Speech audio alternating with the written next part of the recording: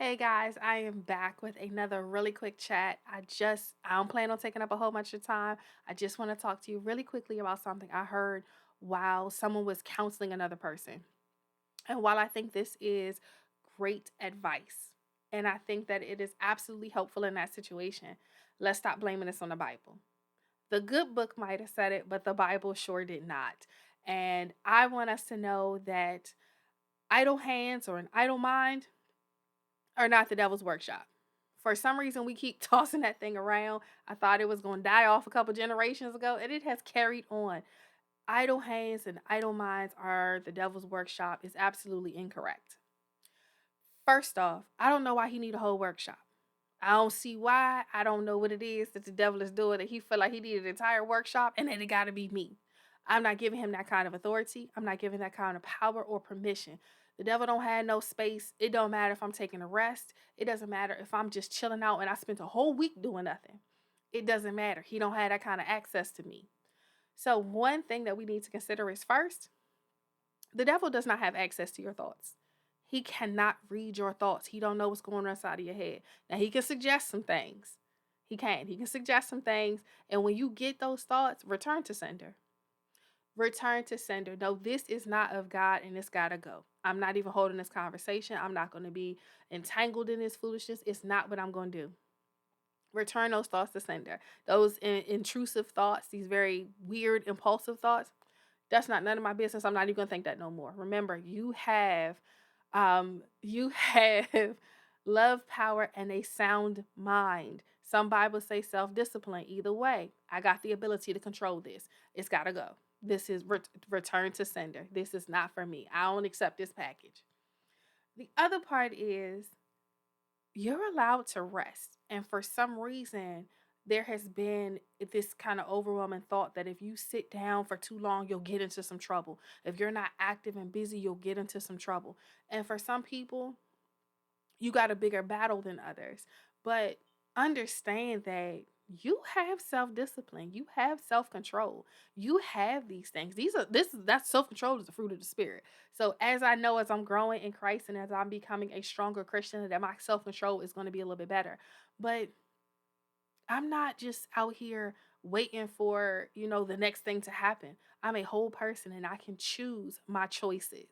I can absolutely make the decisions that I want to make.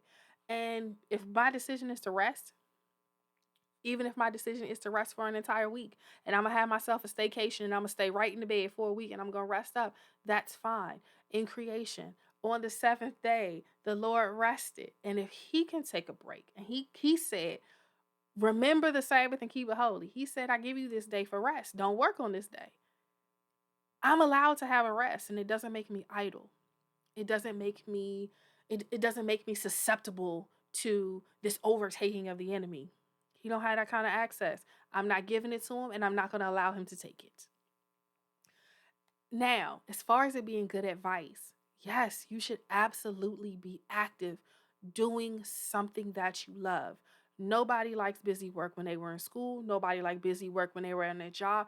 Everybody wants to do something that's meaningful. So instead of just being busy for the sake of being busy, find something that you love, find something that you like, find something you want to learn, and put your energy behind that and become a better contributing member to your society and into your communities.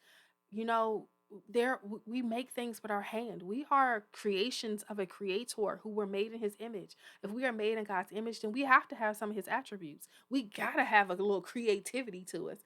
So you find your thing. You might want to write a book. You might just want to write a song. It might just be a little poem, maybe a haiku. It might be a little bit, but it's something that you put your heart and your energy behind and it felt good to do and create. You might be a seamstress and make clothes. You might be out here making purses and fabric. You might be designing the next car, the next building, the next bridge. I don't know what it is that you're capable of, but do not let yourself dictate that you can't do something. Don't decide that I got to be busy for the sake of being busy and you never allow your mind to go and wander and see what it is that you might be capable of. Your hobby might be your career and your career might become your hobby. It's some give and take in things. So while you are out and deciding that I just got to be busy because an idle mind is a devil's workshop and I don't want to get a devil that foothold. Make sure that you're busy about your father's business.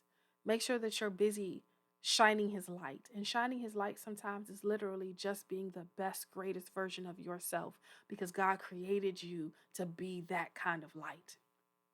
So do not feel like an idle mind is the devil's workshop. Do not feel like you have to remain busy, that you're not allowed to rest. And if you are in a period of rest and you've been resting for too long, you feel like you need to get into something, make sure that you are practicing self-control. Remember, you have love, power, and a sound mind. You can tell these thoughts they gotta go. You can tell these thoughts that they can't participate in your day today.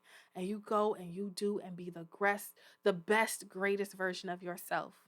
You guys go be blessed. Have a good one.